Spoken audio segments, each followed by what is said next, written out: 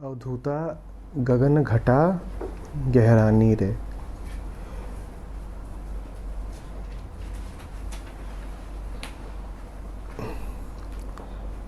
भारतीय परंपरा में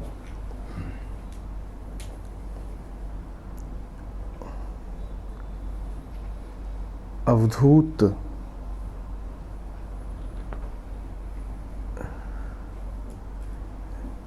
ऋषि, साधु, संत,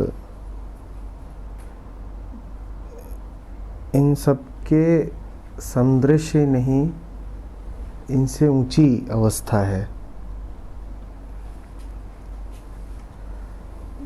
अवधूत वो है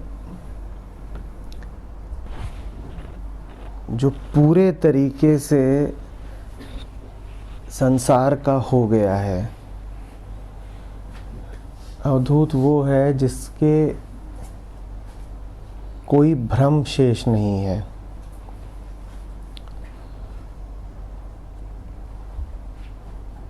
और इसीलिए अवधूत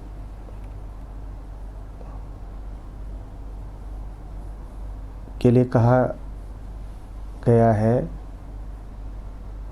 कि वो पृथ्वी के चेहरे पर ऐसा घूमता है, ऐसे लौटता है जैसे कोई बच्चा। कहीं ठहरता नहीं है, चलते रहना उसका स्वभाव है। जहाँ भी जाता है अपना घर ही पाता है।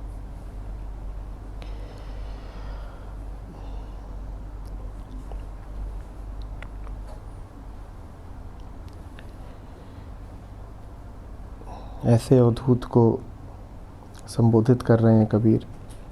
गगन घटा गहरानी, मन का जो आकाश है उस पर अब बादल छा रहे हैं। कबीर आवाज़ दे रहे हैं कि अवधूत देख, जो प्रकृति का नियम है वही हो रहा है। मन के आकाश पर बादल छा रहे हैं। गगन घटा गहरानी, ये चित्त का आकाश है। इस पर विचारों के, संकल्पों के बादल आ रहे हैं।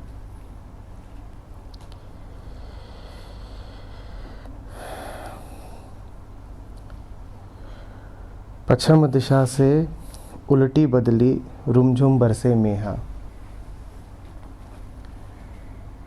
एक दिशा से, और एक दिशा से क्या, अनेकों दिशाओं से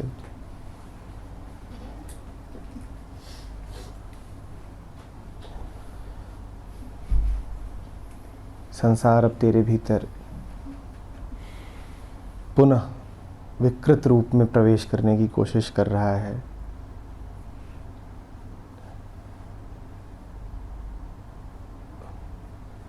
माया अपना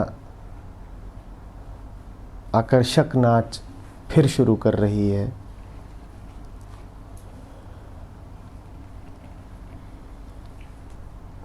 और ये सब दिखने में बड़ा मधुर लगेगा, दिखने में बड़ा चित्ताकर्षक लगेगा। बादल आए हैं,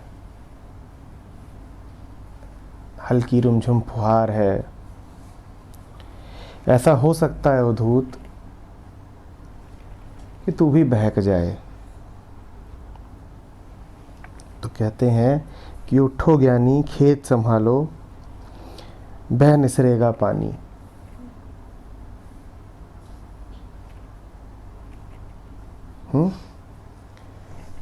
इस समय पर यदि तूने अपने मन की देखभाल नहीं की तो जो कुछ भी तूने जाना है, अर्जित किया है, वो सब खतरे में पड़ जाएगा। तू फिर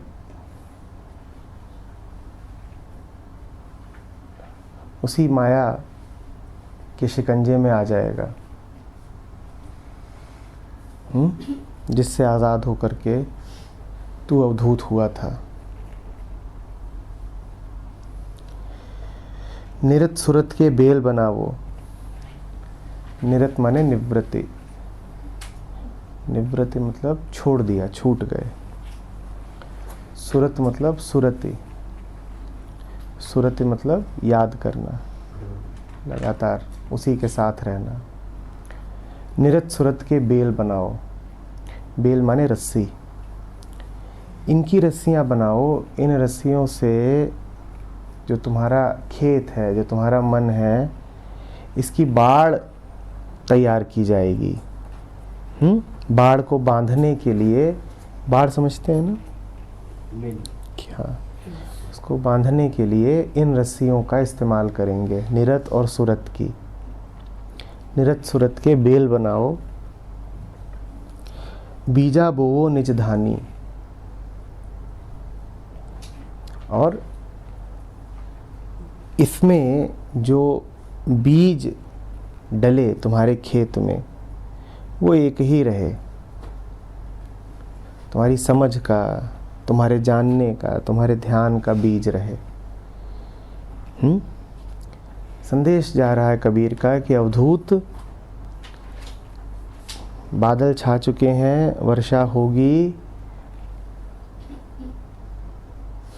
तूने लाख बार ये लड़ाई जीती हो, लेकिन इस बार भी तुझे अपने खेत की रक्षा करनी ही पड़ेगी।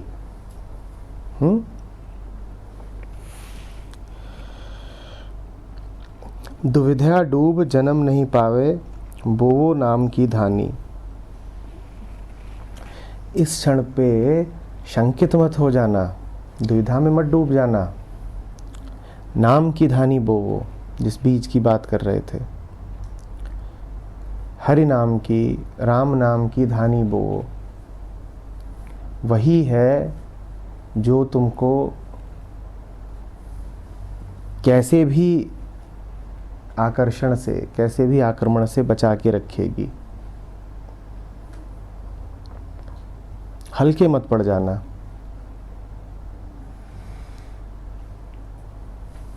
आ रहे होंगे चारों तरफ से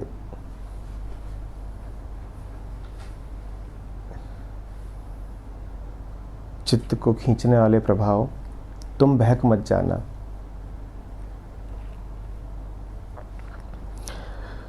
चारों कोने चार रखवाले, चुग न जावे मृगधानी।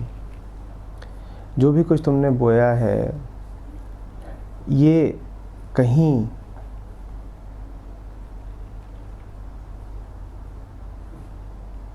वृत्तियों रूपी, संसार रूपी, आकर्षण रूपी, माया रूपी मृग आकर के चुग न जाए। इसके लिए खेत के चार कोनों पे चार रखवाले आसीन करो। पारंपरिक रूप से विवेक, वैराग्य, षड संपत्ति और मुमुक्षा, इनको बड़ा महत्व दिया गया है। उपनिषद में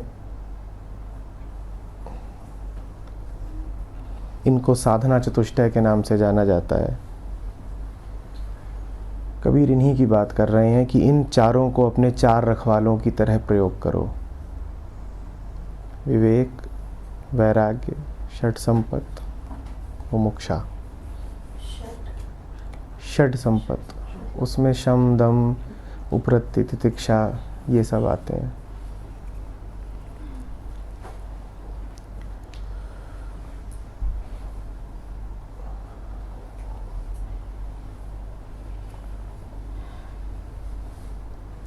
तो इनको अपने खेत के रखवालों की तरह इस्तेमाल करो, ताकि चाहे बादल बरसें,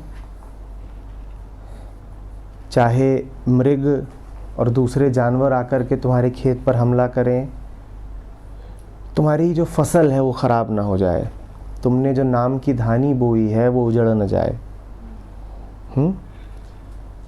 चारों कोने चार रखवाले, चुग न जावे मृगधानी। काट्या खेत मीडा घर ल्यावे, जाकी पूरन किसानी। जिसकी किसानी पूरी रहेगी, जो अच्छा क्षेत्रज्ञ है। जब कबीर खेत की बात कर रहे हैं तो वहाँ पर कृष्ण का ध्यान आ जाना स्वाभाविक है।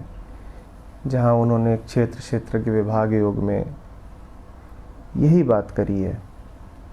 कबीर ने खेत की और अवधूत की छवि ली है और करीब करीब यही कृष्ण ने भी ली है। तुम क्षेत्रज्ञ हो और संसार तुम्हारा क्षेत्र है। वही यहाँ पर कबीर छवि उठा रहे हैं। जो अच्छा किसान होता है वो अपनी फसल काट करके घर ला पाता है,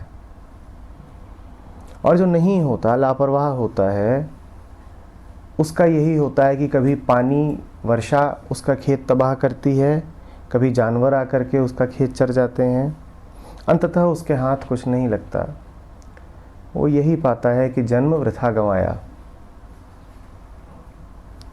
जन्म वृथा गंवाया। फसल हो सकती थी, लाभ हो सकता था, परम की प्राप्ति उसको हो सकती थी, पर हुआ कुछ नहीं। मेहनत भी करी पर लापरवाही खूब रही, बोध नहीं रहा। चार जो रखवाले थे वो उसको उपलब्ध नहीं थे, या उसने जो उसमें फसल बोई वो नाम की धानी नहीं थी, उसने कुछ और ही बो दिया, उसमें इधर उधर की झाड़ पतवार बो दी, तो अंततः कोई लाभ नहीं मिला। लाभ मिले उसके लिए क्या करना है, कबीर चेताए दे रहे हैं अवधूत को।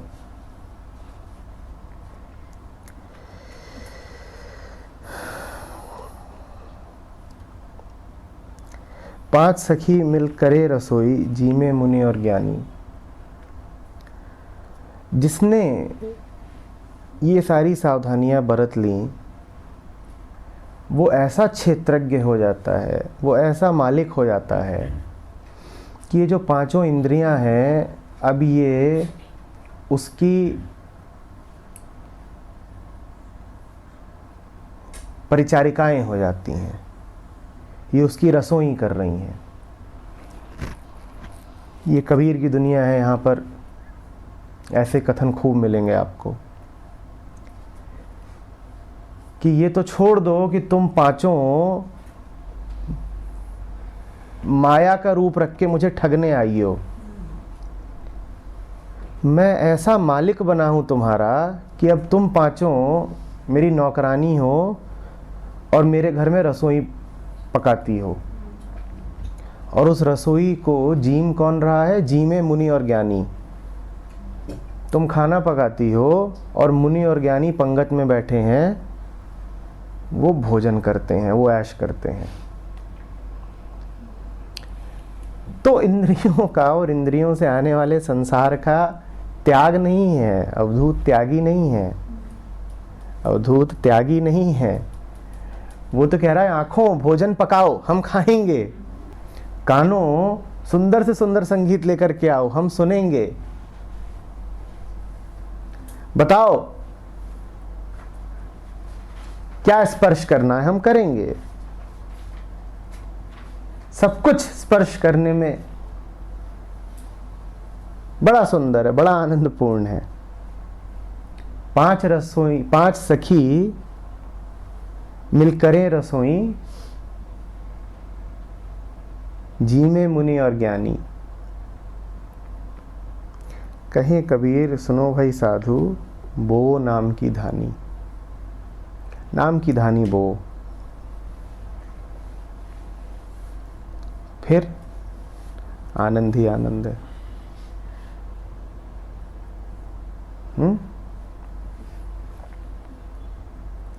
समझ रहे हैं?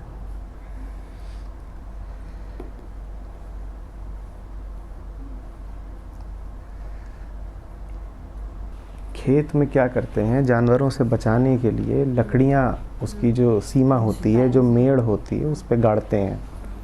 जब आप लकड़ियाँ गाड़ोगे तो लकड़ियों को आपस में बांधने के लिए भी कुछ चाहिए होगा ना। तो वो कह रहे हैं निरत सुरत की बेल बनाओ। निरत, निवृत्ति, निवृत्ति मतलब हो गया, खत्म, आई एम डन, कुछ अधूरा नहीं है, कुछ पाने के लिए नहीं है, कुछ पाने के लिए नहीं है, निवृत्त है। वृत्ति से निवृत्ति हो गई, वृत्ति से निवृत्ति हो गई। निरत सुरत की बेल बनाओ, और सुरति, सुरति का मतलब रति का अर्थ है पास जाना, संलग्न हो जाना। सुरति का अर्थ है उसके पास जाना, राम के पास जाना, उनसे जुड़ जाना, सुरति। तो निरत सुरति की बेल बनाओ, बीजा बोवो निज धानी।